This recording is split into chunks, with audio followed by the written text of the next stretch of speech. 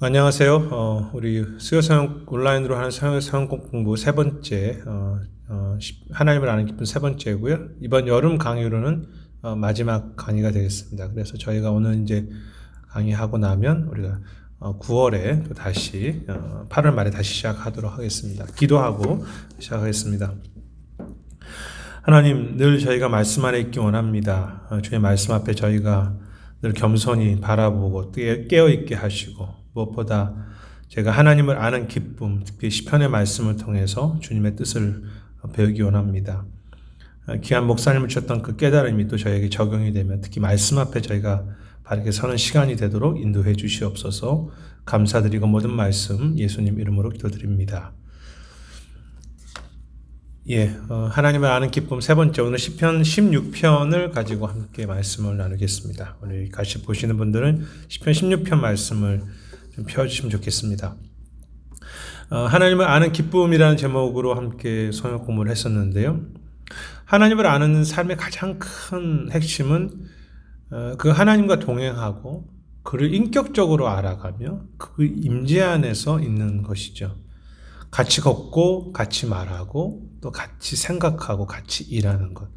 그것이 하나님을 안다라는 것이죠. 단지 공부해서 막연한 신학적 지식으로 하나님을 아는 것이 아니라 늘 그 곁에 있는 것. 항상 푸른 나무, 변함없이 푸른 나무는 시냇가에 심겨진 나무이죠. 가뭄이 들어도 그 시냇가만 마르지 않는다면 늘 푸를 수 있는 나무. 물 곁에 있기 때문에 푸르는 것이죠. 우리의 삶도 또 우리 신앙도 그렇다고 생각합니다. 그래서 항상 푸른 나무는 항상 물 곁에 있는 나무이고 또 그것이 우리의 신앙과 삶에 적용이 될 수 있겠습니다. 항상 우리 안에 계신 하나님, 우리가 하나님의 항상 임재 속에서 거하기를 원하는데 가장 중요한 시작은 항상 우리 안에 먼저 계신 하나님이죠. 그런데 우리의 삶의 현장은 또 항상 문제가 있는 삶이지 않습니까? 그래서 1절을 제가 읽겠습니다. 하나님이여 나를 지켜주소서 내가 죽게 피하나이다. 이 다윗의 시인데 죽게 피할에 대한 어떤 상황이 있다는 것을 알 수 있겠습니다. 10절에 보면 이는 주께서 내 영혼을 수월에 버리지 아니하시며 라고 되어 있습니다. 이 수월이라고 하는 단어 다윗에게 아픔과 고통과 외로움이 있음을 알 수 있습니다. 내가 감당할 수 없는 인생이라는 거죠. 그것을 깨닫고 겸손하도록 하나님이 다윗에게 늘 고난을 주셨습니다. 그래서 하나님이 사용하신 사람치고 고난이 없는 사람은 결코 없었습니다. 인생이 아무리 깨닫는다고 해도 이 고난 가운데 인생이 내가 감당할 수 없구나를 배우게 되죠. 로디온스 목사님도 이 부분에서 이렇게 이야기했습니다.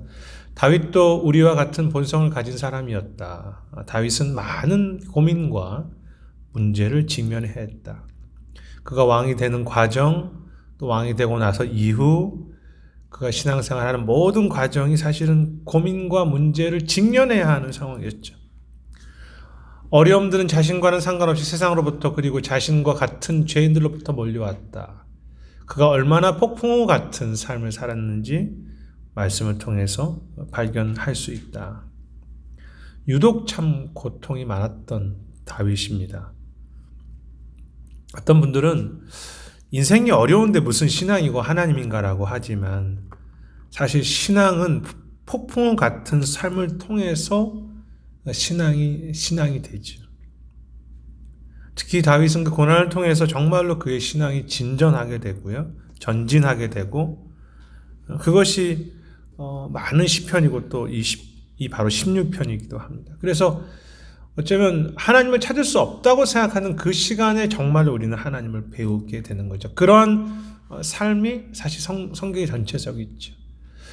성경담으로 유익한 것은 성도의 삶을 살피는 것이라고 로이드 존스 목사님이 했습니다. 그래서 사실 3절에 보면 제가 적지는 않았지만 땅에 있는 성도들은 존귀한 자들이니 나의 모든 즐거움이 그들에게 있도다. 이 다윗에게도 다른 사람의 신앙 공동체와 함께하는 것이 그에게 참 기쁨이 됐고 위로가 되었는데요. 그래서 우리도 마찬가지죠.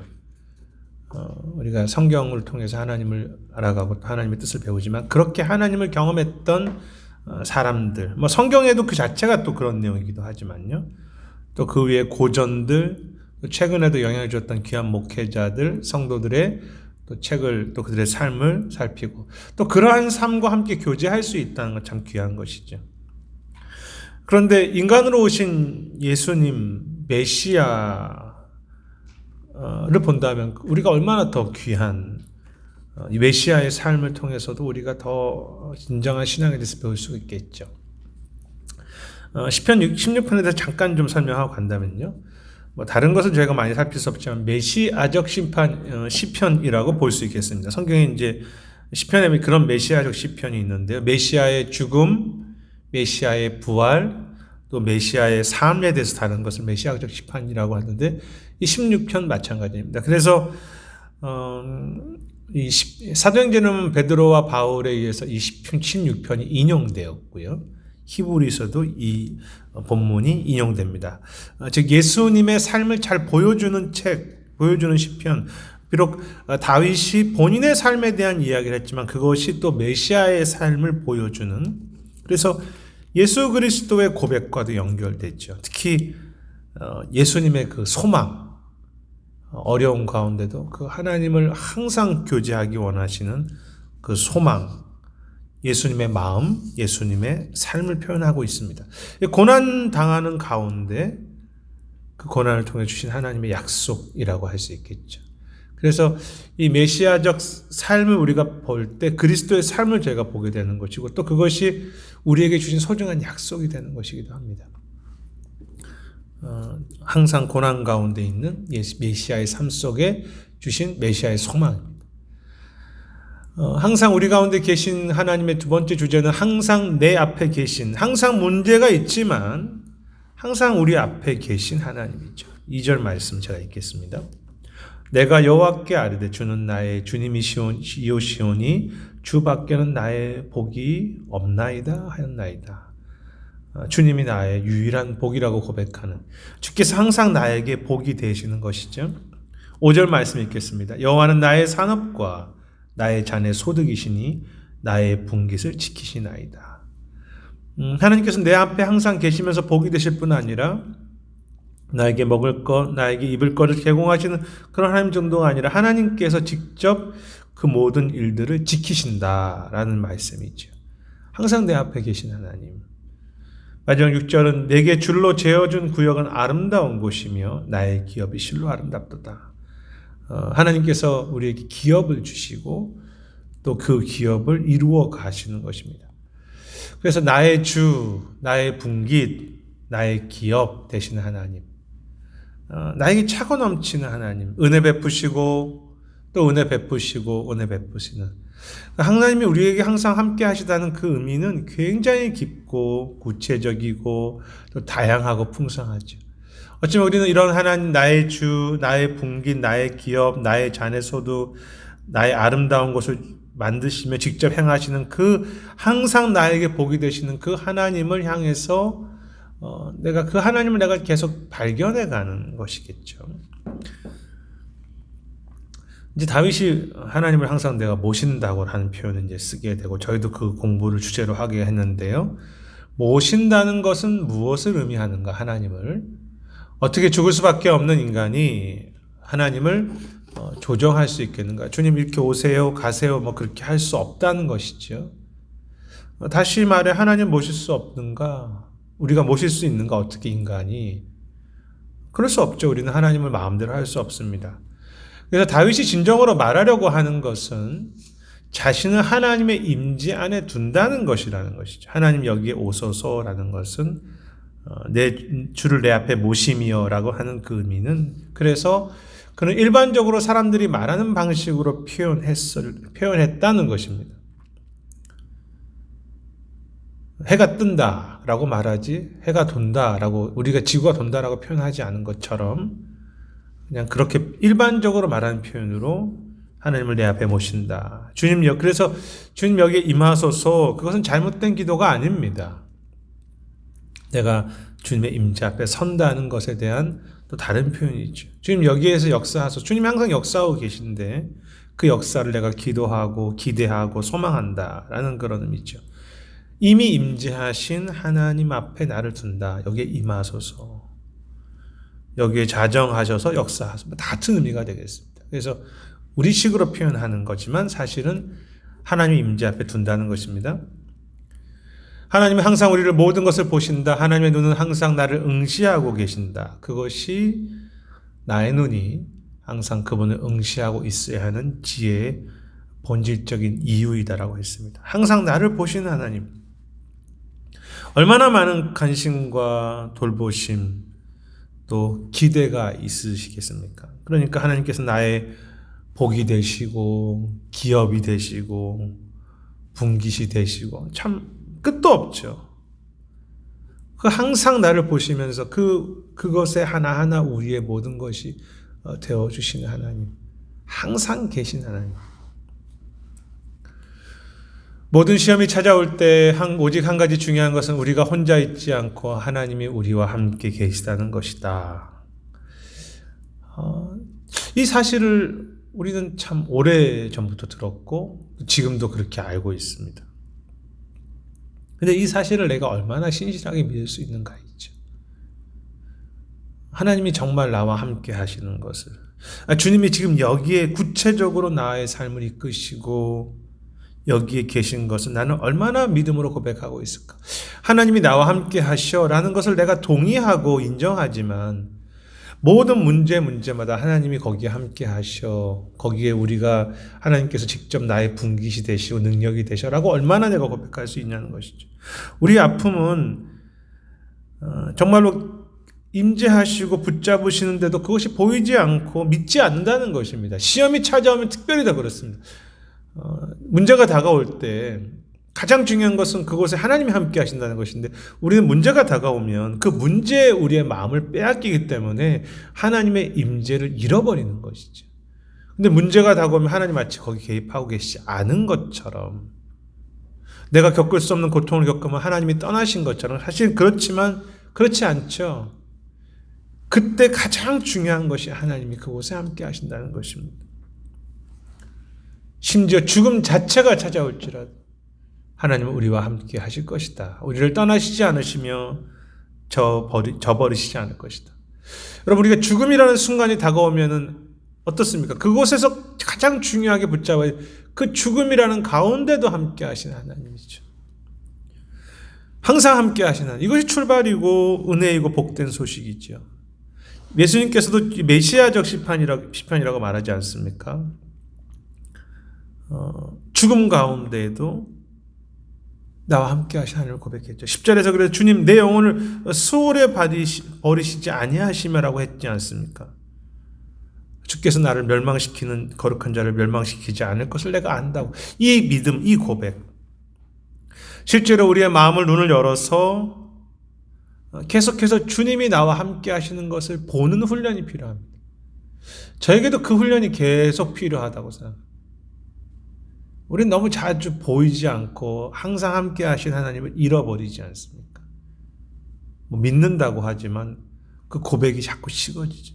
그래서 눈에 보이지 않는 하나님의 임재를 우리의 믿음의 눈으로 보는 것처럼 살아가는 훈련이 필요합니다.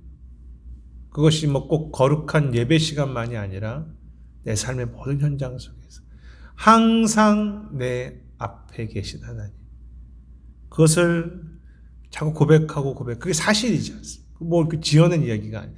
사실인데 어려움이 다가오고 분주하면 잃어버리는 그 하나님의 임재에 대한 항상 임재하시고 특별히 문제 가운데 죽음까지도 함께 하시는 그 하나님을 내가 다시 기억하는 거예요.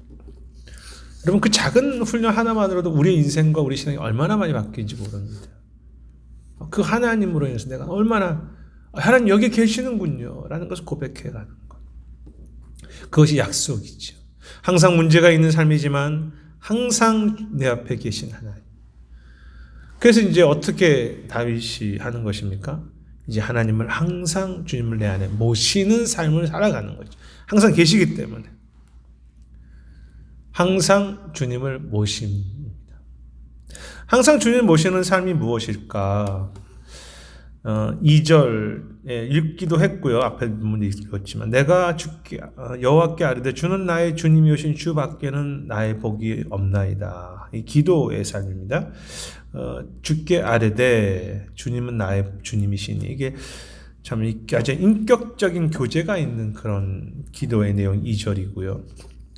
7절에 보면 나를 훈계하신 여호와를 송축할지라 밤마다 내 양심이 나를 교훈하도다. 이 말씀은 이제 말씀과 내 삶과 양심이 함께해서 지속적으로 말씀이 내 앞에 있게 되는데 그것을 내가 결단해 가고 내 마음이 나를 교훈한다. 양심이 교훈한다. 말씀이 인격적으로 내 마음에 들어와서 내가 그 말씀으로 교훈을 얻는다. 하나님이 내 마음이 계속 교훈하신다. 이 굉장히 하나님 앞에서 내 말씀 앞에 내 자신을 세우는 모습이죠. 이제 오늘 본문의 가장 중요한 핵심 단어이죠. 8절에 내가 여호와를 항상 내 앞에 모시며 중요한 결단입니다. 그래서 결단과 인격적인 교제가 있는 삶이라고 표현할 수 있겠습니다. 그분이 직접 교훈하시고 그분이 주도권을 가지고 계십니다. 은혜이죠. 그렇지만 나도 주님의 은혜 안에서 나도 항상 주님을 모시는 삶에 대해서 보는 것입니다. 그래서 이제 항상 주님을 모시는 삶은 이제 이런 본문의 배경과 함께 좀 더 구체적으로 들어가서 어떤 삶인가를 좀 살펴볼 수 있겠는데요. 세 가지를 볼 수 있겠습니다. 첫째는 항상 주님을 모시는 삶이란 결단하는 삶입니다. 어쩌면 이 부분이 가장 중요한 부분이 되겠습니다. 항상 주님이 계시기에 나는 그냥 가만히 있을 것인가 그것이 아니라 나도 항상 헌신한다는 거죠. 항상 계시기에 나도 항상 흔들리지 않고 헌신하는 삶입니다. 루디언스 목사님의 해석입니다. 8절에 항상 주님을 내 앞에 모시며 라는 그 고백은 그에 대해서 주님은 항상 그렇게 사셨고 사복음서에서 주님의 삶을 읽어보면 그것이 사실임을 알 수 있다는 것입니다. 메시아이시라고 이야기했지 않습니까? 다윗도 그렇게 살았고 예수님도 항상 주님을 내 앞에 모시려고 살았다는 거죠. 내가 모실 수는 없지만 항상 계시니까 그분을 항상 내 앞에 모시는 마음으로 산다는 것입니다. 고난 중에도 항상 주님을 내 앞에, 하나님을 내 앞에, 하나님이신데요. 특히 주님의 기도의 삶을 살펴보라. 기도하시기 위해 새벽 일찍 일어나며 밤을 새워 기도하시는 주님의 모습을 보게 된다. 하나님이신데 항상 그 성부 하나님과 함께 교제하고 계시기 위해서 항상 기도의 삶을 사셨죠. 나는 주님과 늘 동행해 라고 하지, 그래서 끝나는 게 아니라 기도의 삶을 따로 사셨습니다. 이런 주님의 삶을 우리가 따르자고 할 때요, 우리가 단순히 어떤 이순신 장군이나 훌륭하신 아브라함 링컨처럼 우리가 좋은 모범이야 라고 하는 것이 주님의 모범입니까? 아니면 주님의 삶이 나에게 생명과 같은 원리입니까?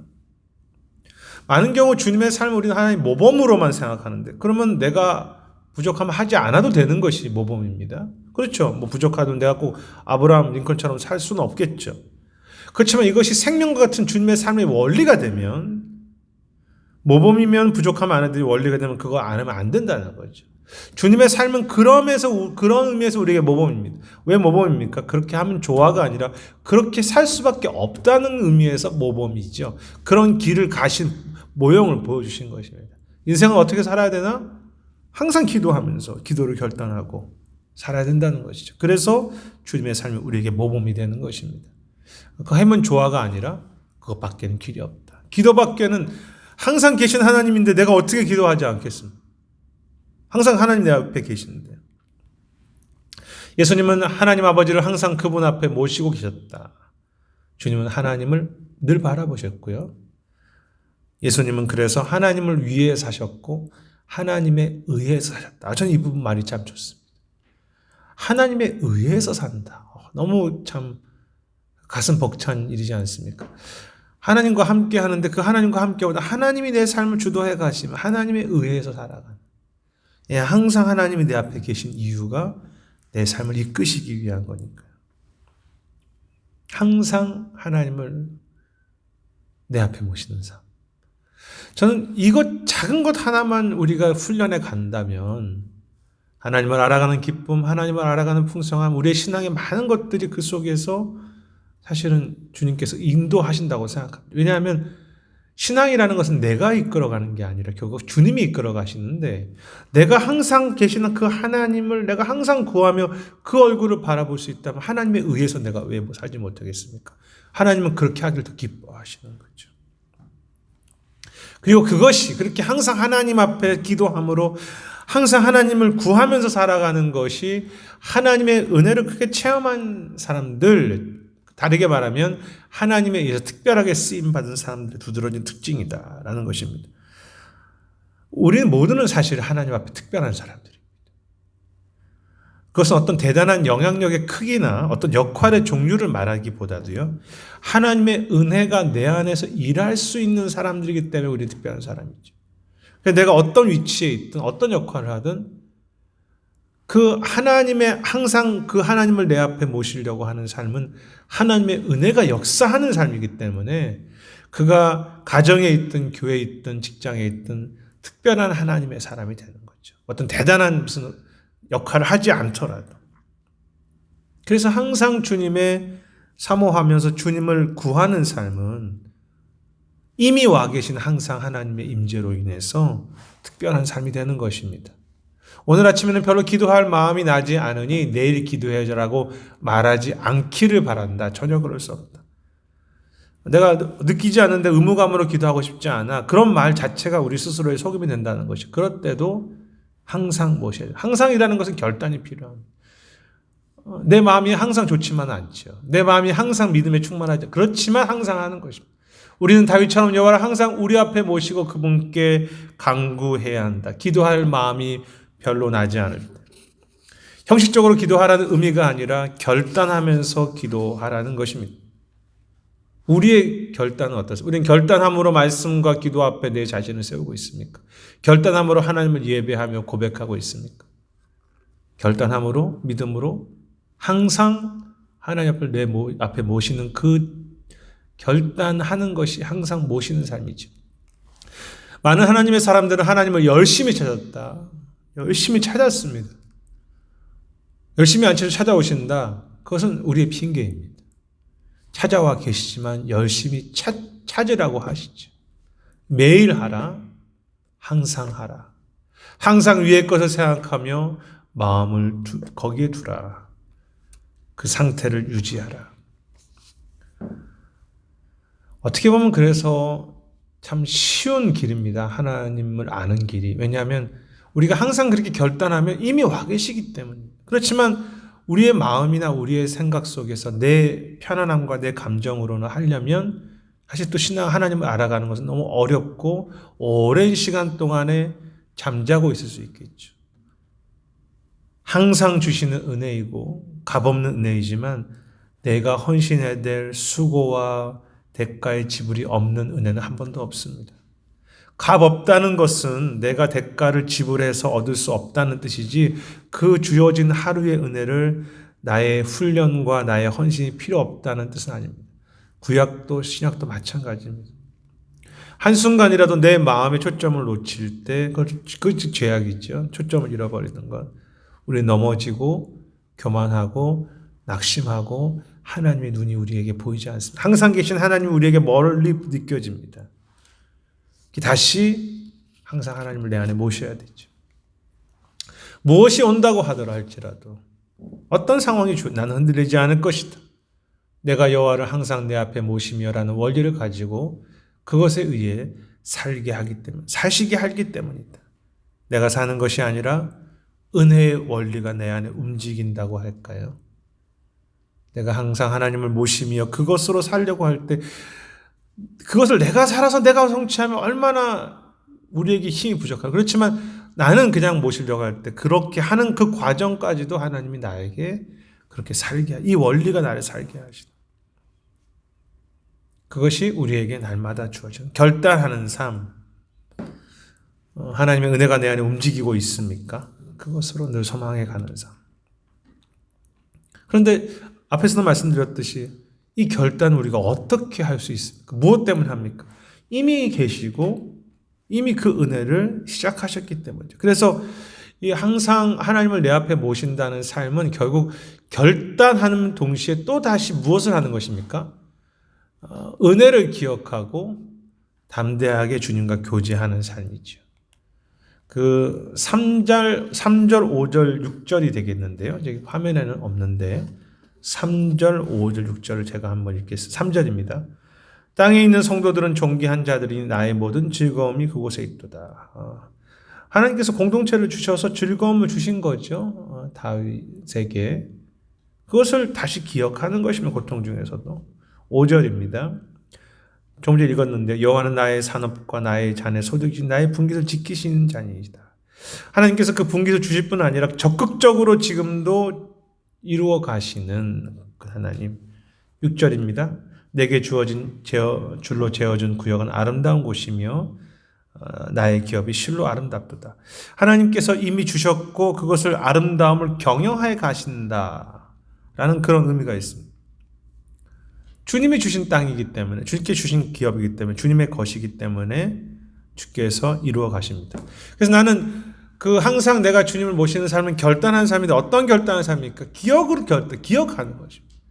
은혜를 기억하고 나에게 그렇게 행하시지 담대하게 직접 오늘도 지키신 하나님과 동행하는 것. 항상 와 계시는 하나님으로 시작했습니다. 그래서 결단합니다. 그런데 그 결단 자체가 무엇입니까? 항상 계신 하나님에 대한 신뢰, 항상 계신 하나님에 대한 다시 고백을 다시 하는 것입니다. 항상 하나님이 계시니까 나 혼자 열심히 살아가는 것이 아니라 항상 하나님 계신 그 하나님을 믿는 것, 그 하나님을 소망하는 것, 그 하나님께 나아가는 것. 그래서 그 항상 계신 하나님이 또 내 삶에 또 다시 새롭게 일하실 것을 소망해 가는 것이죠. 날마다 그것을 내가 다시 되새기는 것입니다. 많은 영적 리더들이 그렇게 합니다. 다시 기억해, 은혜를 기억하고 항상 계신 하나님 소망해 가는 것. 아침에 일어났을 때 어떤 것도 생각하기 전에 내 자신에게 너는 하나님의 자녀다. 영원한 유업을 받을 자다. 다 본문에 나온 내용들이죠. 하나님이 너를 알고 계시며 너는 하나님께 속한 자다라고 말을 하고 상기시키는 것입니다. 매우 중요합니다. 우리가 어떤 결단이 필요합니까? 내가 잘 살아야지, 내가 깨끗하게 살아야지. 그거 참 중요합니다. 그러나 더 중요한 결단은 무엇입니까? 이 고백을 하겠다고 결단하는 거예요. 하나님이 주신 그 약속에 대한 고백을 왜 우리가 말씀을 읽고 큐티를 합니까? 그 약속으로 내가 다시 한번 하나님 앞에 서기 위한 것이죠. 내가 그 말씀 깨닫고 내가 좋은 사람 되는 것, 그것도 중요하지만 그것 이전에 내 안에 약속이 무엇인지 다시 보는 것이죠. 하나님께서 어떻게 행하실지 보는 것이죠.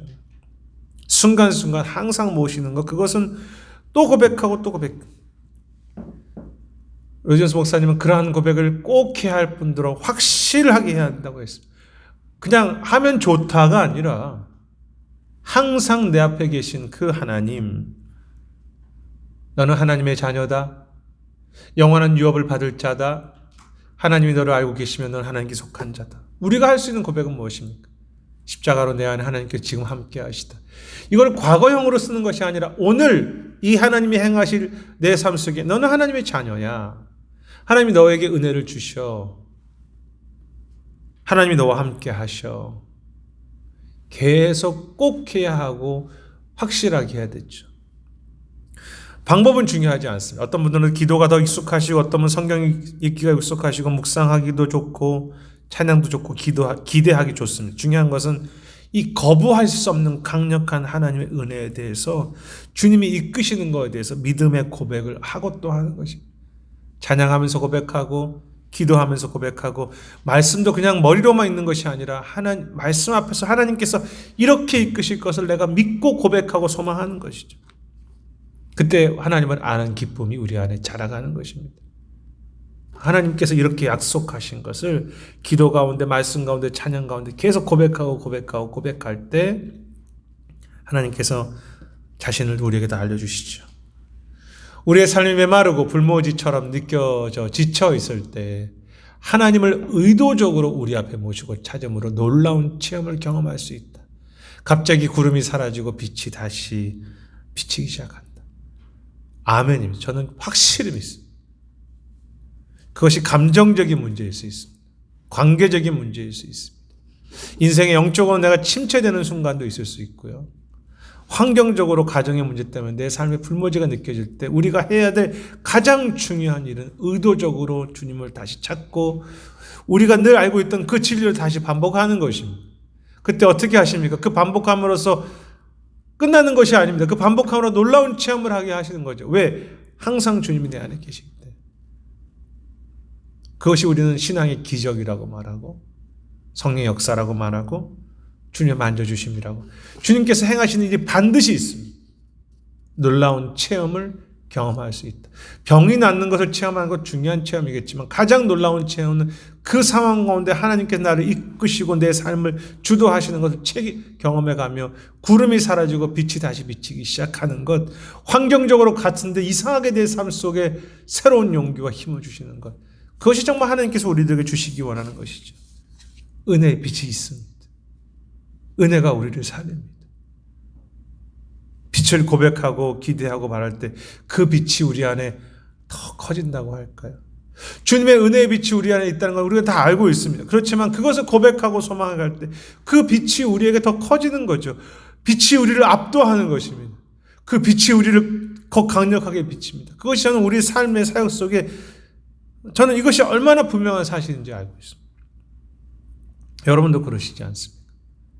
하지 않으면 막연한 일이지만 믿음으로 하기 시작하면 주님이 이끄시면서 때로는 비추시고 때로는 이른 비와 늦은 비를 주시고 때로는 우리의 삶을 이끌어 가시면서 은혜가 은혜되게 하는 거죠. 시작하시고 지금도 이끄신다라고 하는 것을 아멘함으로 결단해가는, 기억하는 것입니다. 그것이 하나님을 항상 내 앞에 모시는 삶이죠. 결단하는 것.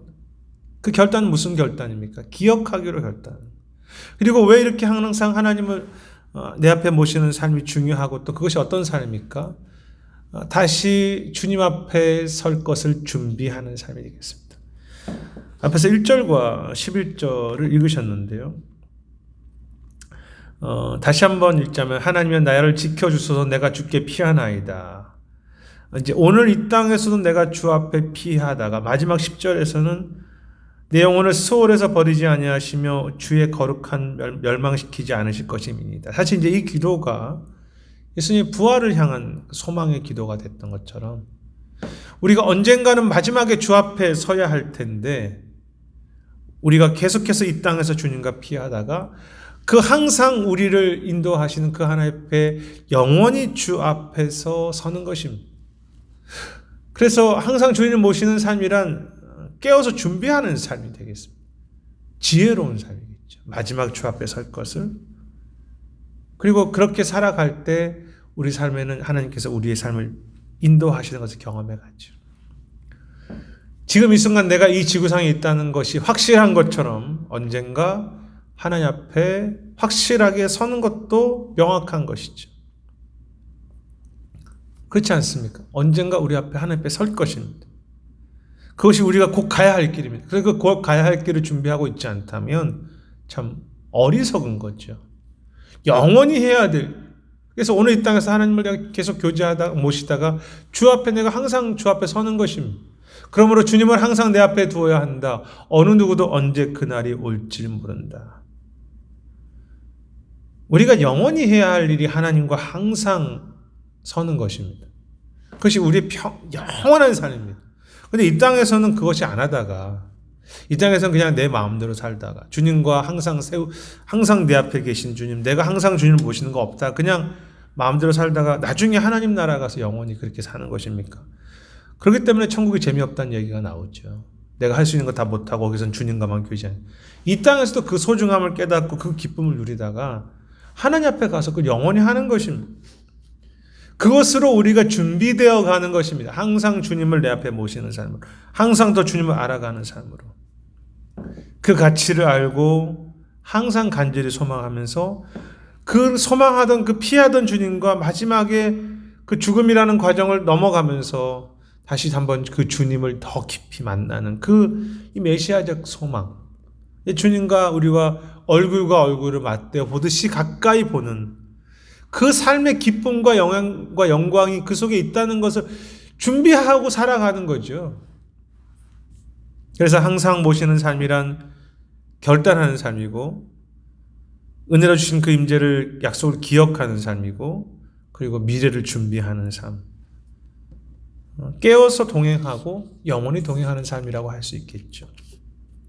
그래서 다 기억하시지는 못하겠지만 결단하고, 그 결단은 어떤 결단입니까?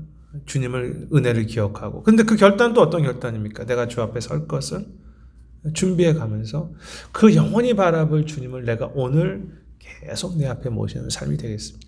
그것을 결단해가, 내가 주 앞에 설 것을 결단해 가는 것입니다. 그리고 하나님께서 그렇게 하는 삶에 어떻게 하십니까? 이제 길을 영원히 인도해 가시는 거죠. 9절부터 11절입니다. 길을 영원히. 9절부터 읽겠습니다. 이러므로 나의 마음이 기쁘고 나의 영도 즐거워하며 내 육체도 안전히 살리니 이는 주께서 내 영혼을 소홀히 버리지 아니하시며 주의 거룩한 자를 멸망시키지 않으실 것임이니이다. 주께서 생명의 길을 내게 보이시니 주 앞에는 충만한 기쁨이 있고 주의 오른쪽에는 영원한 즐거움이 있나이다. 참 이게 귀한 찬양이죠. 한순간이 아니라 영원히 인도하신 하나님. 이 땅에서도 주께서 내 마음의 기쁨과 즐거움과 안전하게 주시지만 내 영혼이 수호를 지나가면서도 버리지 않으시고 마지막 주께서 생명의 길을 내게 보이시니 주의 앞에는 기쁨이 있고 주의 오른쪽에는 영원히 즐거움이 있나이다. 생각해 보십시오. 주의 앞에 항상 충만한 즐거움이 있습니다. 기쁨이 있습니다. 그리고 주의 오른쪽에는 영원히 즐거움이 있습니다. 내가 그 앞에 서 있다면 그 앞에 있는 기쁨, 그 옆에 있는 즐거움을 내가 경험해 가지 않겠습니까? 영원히. 그러니까 내가 참 재미있는 표현이죠. 내가 주 앞에 있고 주님이 내 앞에 계신데 주의 앞에는 항상 충만한 기쁨이 있고 주의 오른쪽에 영원한 즐거움이 있다면 결국 내가 이제 그 바운더리라 그래야 되나요? 그 안에 내가 이렇게 서 있는 거죠. 주 앞에는 항상 충만한 기쁨이 있고 주의 오른쪽에 영원한 즐거움이 있으니까. 뭐 상상해 보시면 참 귀한 내용이 되겠습니다. 은혜 주시고 또 은혜 주시고 마지막까지 은혜 주시는, 날마다 새롭게 은혜 주시는, 지치고 피곤하며 실망한 우리에게 여러 생각과 문제가 찾아올지라도 그와 동행하는 특권을 상기함으로 모든 것을 극복할 수 있으며 바로 그날은 하나님의 날이다. 그래서 그 날이라는 것에 대한 여러 가지 생각할 수 있겠지만 오늘이 될 수 있고 주 앞에 서는 날이 될 수 있겠죠. 그래서 오늘 하루 은혜의 날이 됩니다. 왜냐하면 주 앞에 항상 그것이 있으니까. 날마다 주께서 나의 삶을 채워가시는 것을 경험해가는 복된 날. 그것이 바로 우리가 살아가는 오늘이죠. 오늘도 은혜 베푸신 날. 세상은 바뀌면 나는 바뀐다. 하지만 그리스도는 어제나 오늘이나 영원토록 동일하시다. 그러므로 무슨 일이 일어나든지 주님을 항상 내 앞에 모셔야 합니다. 나를 위해서 죽으신 그 은혜로 오늘 부족한 나의 삶을 이끄시죠. 나에게 오늘도 역사하시는. 그리스도께서 그렇게 하셨고 또 그리스도께 경험하셨고 또 그것이 오늘 그리스도께서 우리에게 보장해 주시죠. 그분을 바라보며 열심히 찾고 나와 함께 계셔달라고 간구했는데 그분이 우리 오른쪽에 계심으로 우리가 주님의 오른쪽에 있는 건지 주님이 우리 오른쪽에 있는 건지 오른쪽에 계심으로 우리는 흔들리지 않을 것이다. 이 약속을 항상 하나님을 모시는 사람이 주시는 하나님의 견고한 약속이고요. 그래서 메시아를 하나님께서는 붙잡으셨고 그리스도를 붙잡으시고 죽은 가운데도 영광으로 생명길로 인도하셨고 많은 신실한 하나님의 사람들을 하나님께서 계속해서 그 오른쪽에 두시면서 하나님께서 그 삶을 은혜로 베푸시고 은혜 베푸시고 그래서 그 하나님이 베푸시는 그 은혜가 너무나 크기 때문에 은혜에 압도된 삶, 그 하나님의 충만함에 압도된 삶을 살았던 것이 하나님의 사람이죠. 내가 뭐 이렇게 은혜를 베풀 수 있는 건 아무것도 없는데 하나님 안에 그 영향력이 그 하나님 가까이 그 하나님의 냄새와 그 하나님의 음성이라 그것이 너무나 크기 때문에 내 삶을 더 그것에 압도당하는. 저는 하나님을 안다는 것은 은혜라고 하는 그 하나님과 함께하는 은혜라고 하는 것이 내 삶의 곳곳에 실제적으로 압도되고 그것을 고백하고 넓어진 삶이라고 생각합니다. 우리가 어떤 분에게 가면 그분의 목소리, 그분의 느낌, 어떤 경우는 그분의 냄새까지 느끼지 않습니다. 근데 하나님 앞에 갔을 때 그 은혜라고 하는 냄새가 풍기죠. 복음이라고 하는 말씀이 내 안에 들리면 그것이 나를 압도하는 거예요. 그래서 내가 그분을 더 이제는 그냥 머리로 알았던 것이 직접적으로 그 하나님의 나에게 주신 영향력들이 있다는 것을 체험하게 될 때 그때 내가 하나님을 아는 것입니다. 예전에는 구원받은 것만이 은혜라고 생각했어요. 나머지는 내 인생을 내가 그래도 풀어가려고 했고 내가 뭐 어려운 일 때 좀 주님께 기도하는 것도 이제는 어려움 속에서도 작은 문제 속에서 다 모든 것 속에서 하나님의 은혜가 됩니다. 어떤 큰 어려움 속에서 뭐 코비드를 이긴 것, 우리 사업이 어려운데 그래도 보장해 주고 이런 것만 은혜가 아니라 오늘 하루가 이 은혜의 날이라는 것을 경험해 가면서 내가 말하는 것이나 내가 생각하는 것이나 하나님이 항상 나를 이끄신다는 걸 체험해 간다면 내가 말하는 것 속에서 하나님을 만나게 되죠. 예수님을 구원 처음 받을 때 십자가를 만난 건 귀한 것입니다. 그런데 그것으로 끝났다면 내가 하나님을 아는 지식이 이만큼이죠. 어려울 때 사업을 도우신 하나님을 알았던 이 정도죠. 그렇지만 내가 오늘 항상 그분을 내 앞에 모시고 그분이 내 삶에 계속해서 생명의 길을 보이신다는 것을 경험하기 시작했을 때 그 은혜라는 말이 나에게 더 커지면서 하나님을 알고 하나님을 알고 하나님을 알고 그때 기쁜 삶이 되는 거죠. 습관적으로 기계적으로 은혜였다고 고백하는 것이 아니라 주님이 오늘 아침도 이 순간에도 은혜로 우리를 덮으시고 계심을 알고 경험하고 고백하는 것. 그래서 나의 모든 작은 문제까지도 감정의 문제까지도 관계 문제 주님께서 항상 은혜 베푸시고 항상 그곳에 항상 문제가 있는 삶을 항상 함께 하신다는 것을 고백함으로 주 앞에 항상 주님을 모실 때 주께서 내 삶을 항상 이끌어 가시는 것을 책임지신다면 얼마나 신나는 삶이 아니겠습니까? 예수님 믿는 것이 그렇게 신나는 삶이죠, 사실은요. 근데 내가 혼자서 십자가 진다고 생각하고 내가 억지로 이 말씀을 순종한다고 생각하기 너무 어렵고 불편한 것이죠. 근데 그거 아니라 하나님을 알아가는 기쁨. 물론 우리도 수고해야 된다. 십자가 지는 것은 똑같습니다. 그렇지만 다르죠. 그 소망이 있기 때문에, 기쁨이 있기 때문에, 그리고 주께서 하실 그 약속이 있기 때문에 그렇게 하는 것과 그냥 하라고 했으니까 하는 것과는 벌써 내가 그것을 결정해야 되기 때문에 내가 책임지기 다른 것이고 그래서 하나님께서 하실 것을 소망하면서 기대하면서 주 앞에 설 날까지 내가 계속할 때 주께서 내게 생명의 길을 보이시니 주 앞에는 충만한 기쁨이 있고 주의 오른쪽은 영원한 즐거움이 있나이다. 그 주님을 아는 충만한 기쁨을 보장하신다는 것이고 영원한 즐거움을 주신다는 것이지 내가 그걸 만들어가는 것은 아니지 않습니다. 그렇다면 하나님을 아는 것에는 기쁨의 보장이 있는 것이죠. 즐거움이 있는 것이죠. 때로 감정적으로 다 동의할 수 없더라도 진짜 그렇구나. 하나님을 아는 하나님 앞에는 항상 충만한 기쁨이 있고 주의 오른쪽에는 영원한 즐거움입니다. 21절의 말씀은 소중한 하나님을 아는 것에 대한 전체 약속이라고 할 수 있겠습니다. 은혜로 시작하셨고 은혜로 이루고 계시고 은혜로 완성하실 것입니다.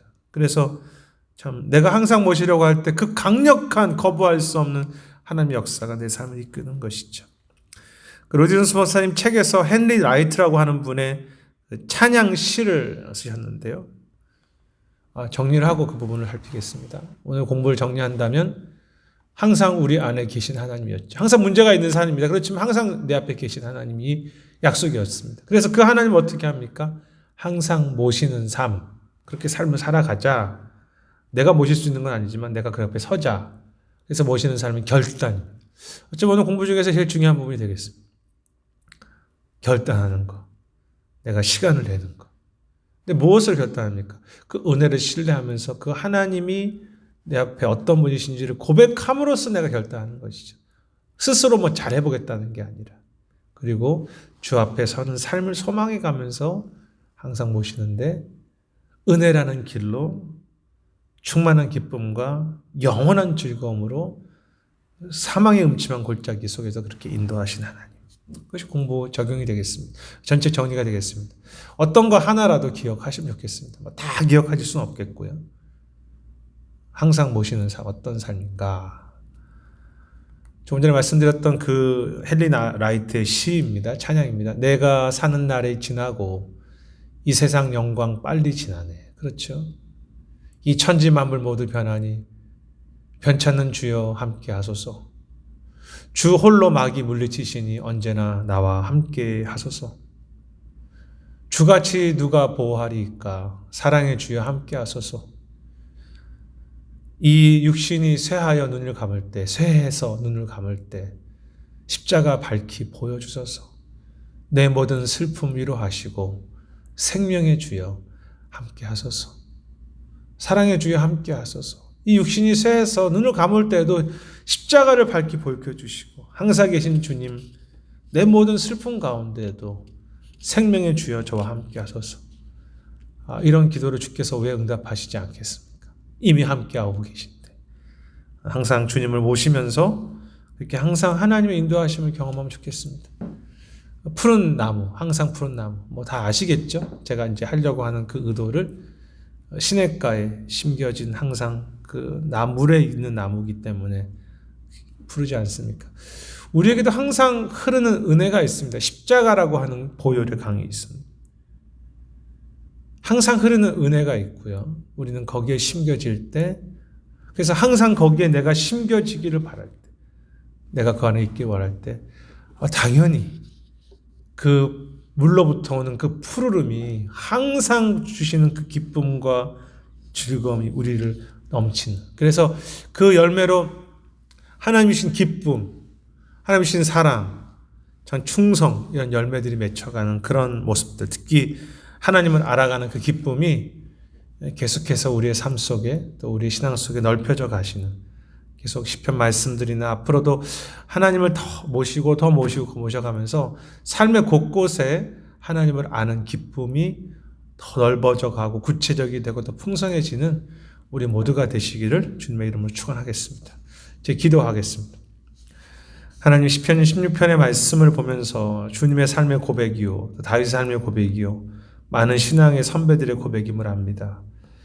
우리가 무엇이 간데 이렇게 항상 함께 하셔서 우리 앞에 계신 주님, 그 주님 앞에 우리도 항상 주님을 모시며 그 주님이 베푸실 그 약속들, 역사들을 소망해 가면서 내가 인생을 이끌어가는 것이 아니라 그 주께서 항상 내 인생을 이끌어 가도록 고백하고 결단하고 소망해 가며, 그래서 주님께서 정말로 생명의 길을 여시며 주께서 내 앞에, 주님 앞에 주신 그 기쁨과 즐거움으로 함께 하실 것을 소망해 가는 그런 복되고 귀하고 영광스러운 삶 되도록 하나님을 알아가는 그 기쁨이 더 구체화되어서 이 세상을 이겨가는 그런 기쁨이 되도록 주님 이끌어 주시옵소서. 감사드리고 모든 말씀 예수님 이름으로 기도드립니다. 아멘. 모든 공부를 마쳤습니다. 이제 한 2달 정도 후에 또 공부할 수 있도록 하겠습니다. 감사합니다.